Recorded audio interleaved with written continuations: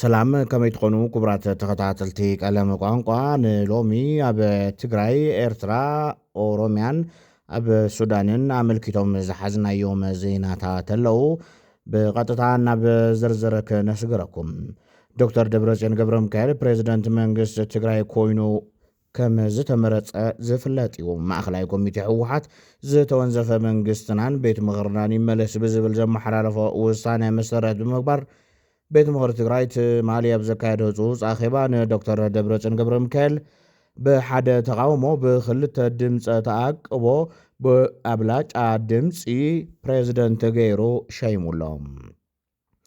እዚ ስጉምቲ እዚ ግዜያዊ መንግስቲ ዝበሃል ይኣክል ሕጋዊ ትካላት ክልልና ናብ ንቡር ስርሖም ክምለሱ ኣለዎም ብዝብል ካብ ዝተተሓዘ ቀዋም ዝነቐለ ምዃኑ እናተገለጸ ዝመፀ እንትኸውን ምፍራስ ውዕሊ ፕሪቶርያ ድማ ቀንዲ ምኽንያት ተገይሩ ክቕመጥ ተራእዩሎም እቲ ተመላኺቡ ዝገበረ ብ2012 ዓ.ም ዝተመረፀ ኣባላት ዝሓዘ ቤት ምኽሪ ትግራይ ኣብቲ ዘካየዶ ስነ ስርዓት ሹመት ንወይዘሮ ኪሮስ ሓጎስ ኣፈ ጉባኤ ንወይዘሮ ምሕረት በርሀ ድማ ምክትል ኣፈ ጉባኤ ቤት ምኽሪ ክልል ትግራይ ገይሩ ምሻሙ ዝዝከር እዩ እዚ ከምዚ እናሃለወ መቐለ ካብ ኣኼባ ነባር ባይቶ ክሳብ ዘይልሙድ ተርእዮ ነፋሪት ውግእ እናዘረት ውዒላ ኣላ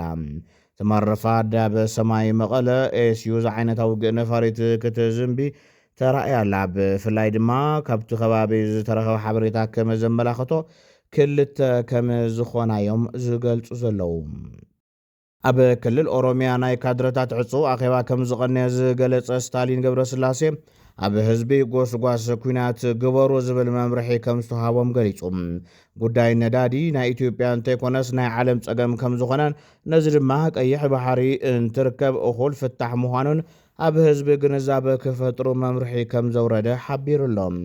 መንግስቲ ኢትዮጵያ ጉዳይ ቀይሕ ባሕሪ ናይ ህልውና ጉዳይ እዩ ብምባል ኣብ መከላኸሊ ሰራዊቱን ኣብ ህዝቡን ካድረታቱን ሓያል ፕሮፓጋንዳ ይነዝሕ ምህላው ዝፍለጥ እዩ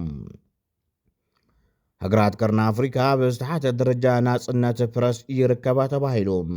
እቲ ደረጃ መዐቀኒ ክሳብ 180 ዝበጽሐ ኮይኑ ዝለዓለ ኣሃዝ ዘመዝገባ ሃገራት ዝኸፍአ ኩነታት ከም ዘለወን የመላኽት ኣብዚ መዐቀኒ እዚ ኤርትራ ብሓፈሻዊ መዐቀኒ 180 ካብ 180 ተርታ ብምሓዝ ኣብ ዓለም እታ ዝተሓተ ደረጃ ናጽነት ፕረስ ዘለዋ ሃገር ኮይና ተመዝጊባላ ሱዳን ንኢትዮጵያን ሕቡራት ኢማራት ዓረብን ከሲሳ መንግስቲ ሱዳን ኢትዮጵያን ሕቡራት ኢማራት ዓረብን ድሕርቲ ብ26 ሚያዝያ 2018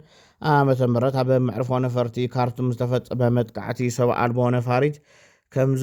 ከም ዘለዋ ብግልፂ ከሲሱሎም መንግስቲ ሱዳን ነዚ ሓደገኛ መጥቃዕቲ ምላሽ ናይ ምሃብ መሰሉ ዝተሓለወ ምዃኑ ኣጠንቂቑሎም ኣብቲ ኣብ ካርቱም ዝተኻየደ ሓበራዊ ጋዜጣዊ መግለፂ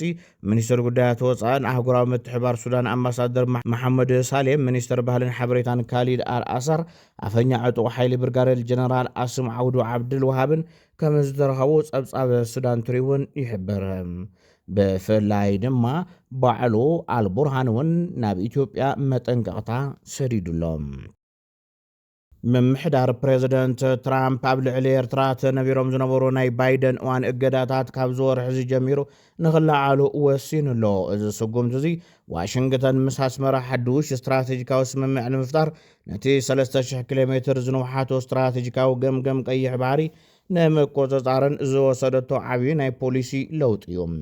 እዚ ንዓመታት ኣብ ልዕሊ ሰበስልጣንን ትካላት ንኤርትራ ተነቢሩ ዝነበረ ቁጠባውን ዲፕሎማስያውን ፀጥታት ብወግዒ ምልዓሉ ንመንግስቲ ኢትዮጵያ ዝተዋሃበ ቀጥታዊ መጠንቀቕታ ይውሰደሎ እዚ ድማ ኣሜሪካ በዞባ ቀይሕ ባሕርን ዘሎ ኩነታት ብቐጥታ ከም እትከታተሎን ንረብሓታት ኤርትራ ከም እትሕልን ዘርኢ ምልክት እዩ ተባሂሉሎ ተንተንቲ ፖለቲካ ከም ዝሕብርዎ እዚ ምንቅስቓስ እዚ ምምሕዳር ትራምፕ